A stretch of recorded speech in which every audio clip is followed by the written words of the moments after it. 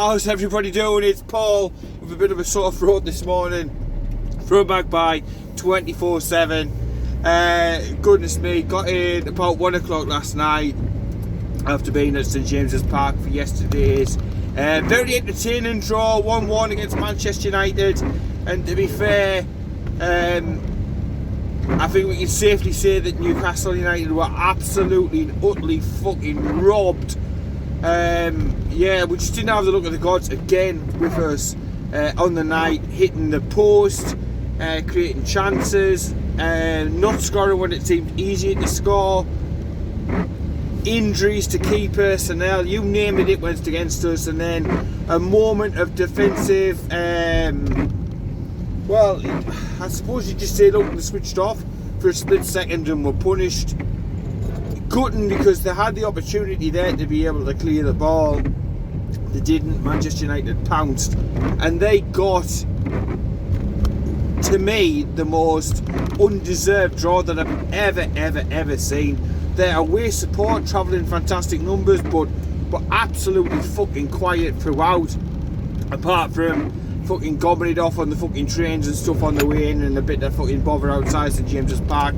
Inside the stadium, when it actually fucking mattered, you couldn't fucking hear them at all. Unlike the Newcastle United faithful, who were absolutely in fantastic song, voice, noise, Gallagher in the sea of flags, people with the scarves. It was really a joy to behold the actual the support and everything else around the match. It was absolutely brilliant. There were songs for everybody. There were songs I heard for quite a while that came back last night, and it was great to see. For the 90 minutes, the wall of noise had to inspire the players, and some of the performances that Eddie Howe was getting out of these lads is unbelievable. It was in difficult circumstances as well. And much depleted Newcastle United. We weren't led to believe that there was any issues in our camp, but then coming out before kick-off, you see the team sheet, 2 goalkeepers named on the subs bench, and you're scratching your head, you're looking around, you're thinking, where's Willick at? There was no Matt Ritchie, so on and so forth. You go through the team, you're seeing who's missing, not available, and the club are saying, look, we're struggling with numbers, we haven't wanted to put the match off. Couple of youngsters on there, Elliot Anderson, White as well, who I thought did fantastic pre-season. I was obviously shouting his championing him really, to be honest, pre-season, because I thought from what I've seen he was quite the prospect, decent player. But on the match last night, the players who did start, I thought played heroically well. Newcastle take the lead, some fantastic work, moving the ball around, pressing Manchester United all over the place, in the face. Is exactly what I said. Don't give the fuckers respect, because this is what it got to be. Yes, there's some fantastic names at Manchester United, but collectively as a unit, it's one of the worst Manchester United units that I have ever fucking seen. It's a shadow of its former selves, and the fans screaming about fucking titles and stuff, they're an absolute million miles away. Comparing them to Manchester City the previous week, it's fucking chalk and cheese. But yeah, Newcastle in their faces, attitude all over the place, and a fantastic goal from Alan St Maximin, his 4th of the season, and an absolute fucking beauty this one was. He gets the ball, and from the edge of the area, just absolutely arcs one round the Manchester United keeper, and he's got no fucking chance, no blame. And I've seen the Manchester United supporters week in and week out slagging off their keeper. It's fucking scandalous, really. But he had no chance at all. No goalkeeper in the world saves that sort of shot. He was absolutely inch perfect. Newcastle take the lead, and the noise around the stadium, the energy and the positivity, it was absolutely a joy to behold. There was umpteen fantastic performances from all over the park. A place that you can identify straight away. No more so than Joe Linton, who was getting the fucking Joe Linton song, which I thought was absolutely class. He's only 40 million. Oh, we think he's fucking brilliant. What a turnaround. Look, I know Eddie Howe took Bournemouth from literally nearly dropping out the league up to the promised land of the Premier League, but the turnaround that he's done with Joe Linton, I didn't think was absolutely possible. For years gone by, I've critiqued Joe Linton when he's need critiquing, but I've always said he's not a striker. It's like Yondal, Thomas and Mark II, who were asking him to play out of position. I also said repeatedly from when he signed, when you seen him play in Germany for Hoffenheim, he was always in a three. He was always the deepest of those three. Very occasionally he plays a two, but never as a focal point striker at the top. And since the weight of the 9 shirt has been taken off him, and he's got the number 7, there's been a steady progression with Joe Linton. But last night he was absolutely unplayable. And you talk about the battle of sevens. Well, Joe Linton absolutely fucking bossed Cristiano Ronaldo, who, again, it was a very, very strange, selfish, me type performance from Ronaldo. No real team effort. I couldn't really see any team effort, no work ethic. I couldn't see anything. And the fact that he pissed off down the tunnel at full time probably says it all, doesn't it? But yeah, Joe Linton was fantastic. He was getting stuck into challenges. He was like a box-to-box midfielder. And he looks absolutely fantastic in the middle of the park. And this could be the perfect position for him going forward. We've been desperate for reinforcements in the midfield. Sean Longstaff, who also I thought had a cracking game, it must be said, he came out after the game and was really defending Joe Linton and saying, look, on the trainer pitch he's the best one. You want him on your team if you want to win, the small-sided games. So he's like, people are just starting to see what we see all along, and saying he was rounded on the likes of Gabby Agbonlahor, who literally, it's been absolutely disgusting, the level of attacks by somebody who knows absolutely fuck all about Newcastle and what's been going on, and literally just saying stuff to try and sound controversial, to try and sound edgy, to try and get a few clicks and this, that and the other. And I think Sean was quite right to stick up for his teammate and have a pop back at Gabby Agbonlahor and the waffle shit that lad has been coming out with recently. Like, I think it's more than well deserved. It really, really is. So yeah, I thought, like I said, Joe Linton was absolutely fucking different class. John Joe Shelby, fantastic. I mean, to a man last night, to a man, Newcastle were absolutely fucking top draw. 1-11, you can't really fault anybody. Dubravka was a little bit shaky at the end. I would maybe say that. My heart was in my mouth when he should have came for a cross, dropped it, and all sorts of shenanigans were going on at the end. It was fucking like pinball, man, with the way the ball was bobbling about, like. But I thought Emil Kraft was absolutely fucking fantastic. Again, brought in, did a job, and marshalled that right hand side. And it's an area we've struggled at, fullback, it must be said. Manquillo drafted in at the other side, did really, really well. Has picked up a booking, so he's going to miss a game through suspension, unfortunately. Get on numbers at the end, because we may need an abacus. We may need to walk around and check the walking wounded to see what we've got left. To be honest, the defence wasn't bad at all, barring a momentary lapse which we were punished for. The defence was absolutely fine. Ryan Fraser, again, it looked as if he'd been fed on raw meat. He's like a new signing, because he was doing nothing, fuck all under Bruce. But he's came in with Eddie Howe. People were saying, oh, it's going to be a problem, this, that and the other. Is it fuck? Was it fuck? Because he's been absolutely and utterly fantastic. And he was getting lubs kicked out of him by the Manchester United lads. They were literally just trying to fucking maim the lad at most points. Cristiano Ronaldo as well, who was lucky to escape. And when we talk about Ronaldo, he offered them fuck all, stayed on the pitch, but should have been sent off. But yet again, the refereeing leaves a lot to be fucking desired. You've got Robertson getting sent off in other matches for fuck all, and then Fraser gets fucking assaulted, and nothing. well, we'll give a yellow card, we'll give a token thing, so he can't get into trouble. And it just seems to be, it's just if your name fits, if you're a Harry Kane, if you're a Cristiano Ronaldo, if you're one of the poster pin-up boys, then it's okay. But I'm telling you something, if a Newcastle United player did that against fucking Fernandes or Ronaldo, they'd have been fucking rolling all day fucking long. It boils my piston to see the referee again, the same bloke who shagged us over with the Manchester City penalty incident. And we've had this week in, week out. Again, we were getting nothing. Our players were getting booked for fuck all, and we were getting nothing all day. There was a very, very, very close VAR at the end, and I'm still undecided to me, was it inside, was it out? Look, either which way, the VAR should have looked at it, and it should have been either a free kick or a penalty. But instead, no, it's Newcastle, so we won't look at that. We won't look at that. The game will go on. Surprise, fucking surprise. No Cilla Black. No courtesy of the fucking Referees Association and the fucking saltiness and the agenda of the bastard Premier League.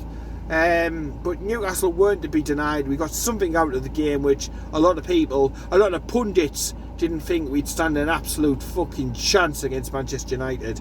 But, you know, one of the architects of press and football, of the gegenpress, call it what you may,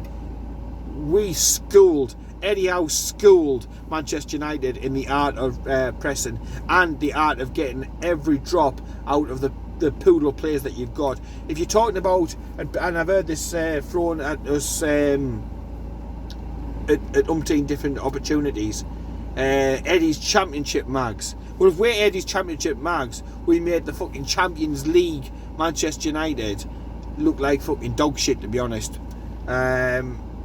I was really, really proud of the effort, and like I say, you couldn't really fault any of the lads. I touched even on Dubravka. He had some shaky moments towards the end, but he had some absolutely outstanding, fantastic saves that the other two goalkeepers on the bench must have been really applauding and looking forward to. Speaking of which, like I say, we didn't actually name a full substitutes bench last night. I don't know if you noticed or not. There was a place left on the subs bench, and we had to name two goalkeepers just to make up enough bodies on the bench, but we are down on numbers. Callum Wilson picked up an injury, didn't seem to be anybody around him at the time, and he could be missing for a few months, and that is a massive blow because not only the goals, not only his leadership, but he's a focal point for the attack. When they made the change, we brought on Jacob Murphy, who again I thought was decent when he came on. Could have won it at the end, smacked the fucking post.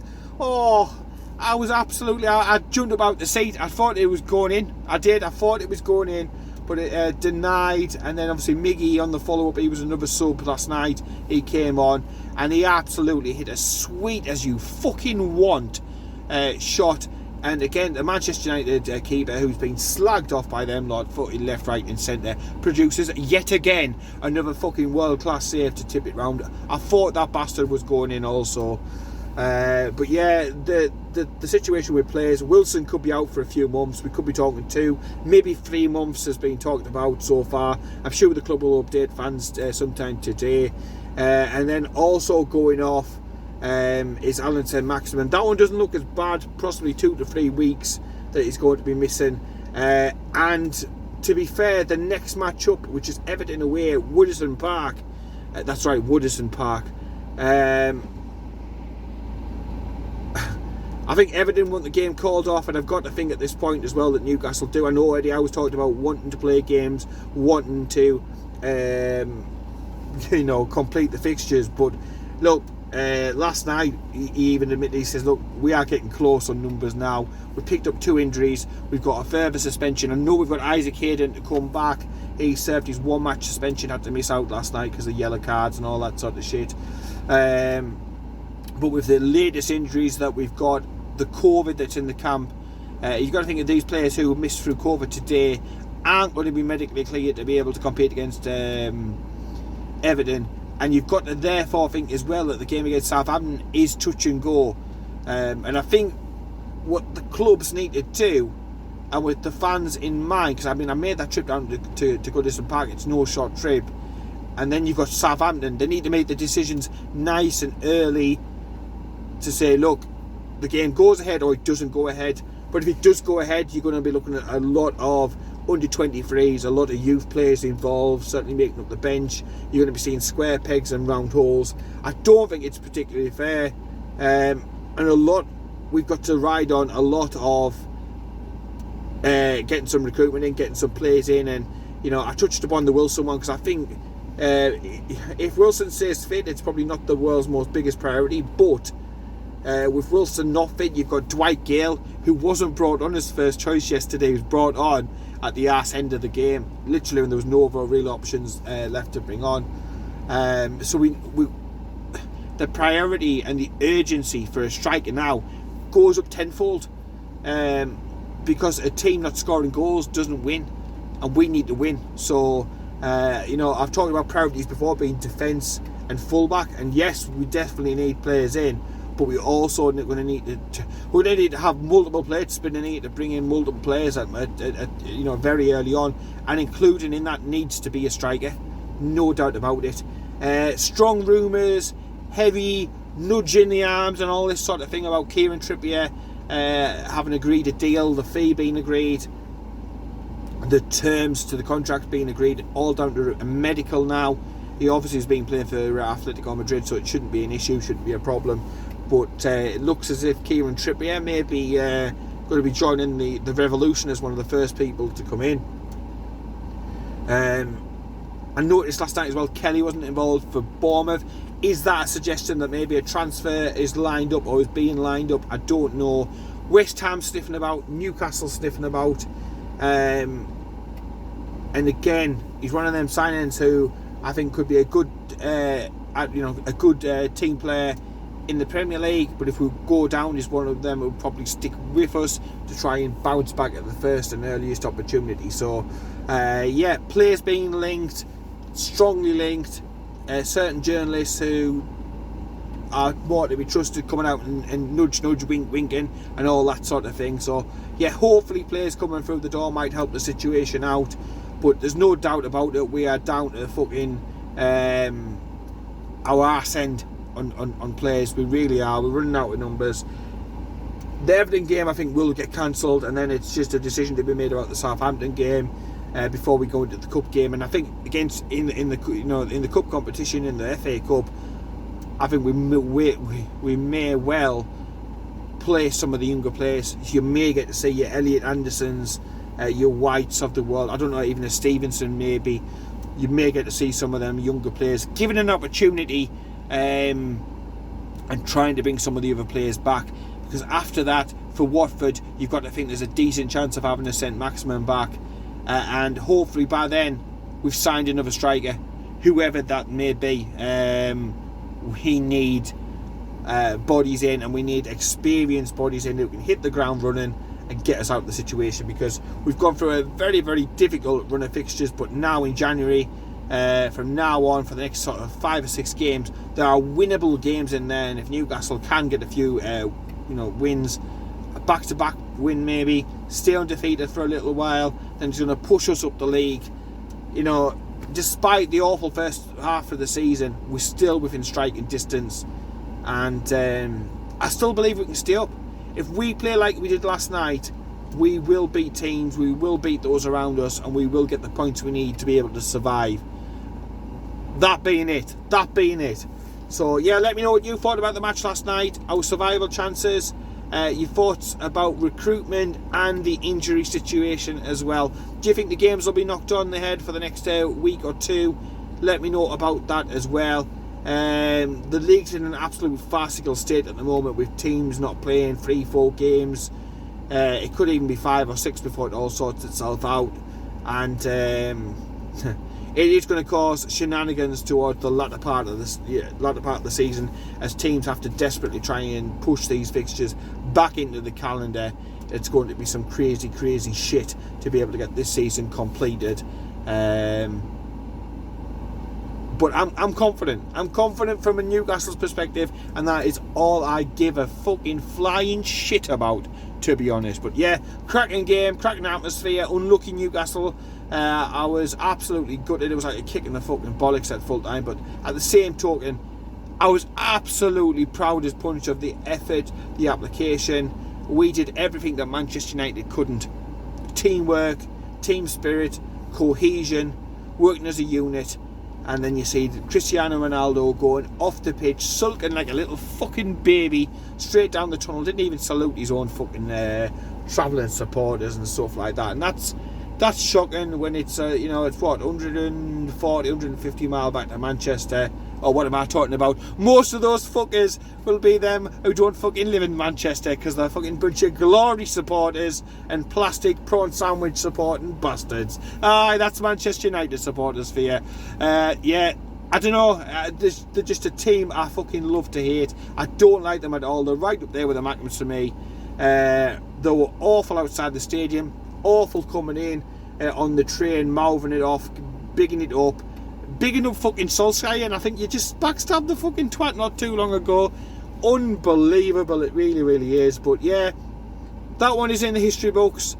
At the moment, the next game is Everton, so we'll keep going along on that.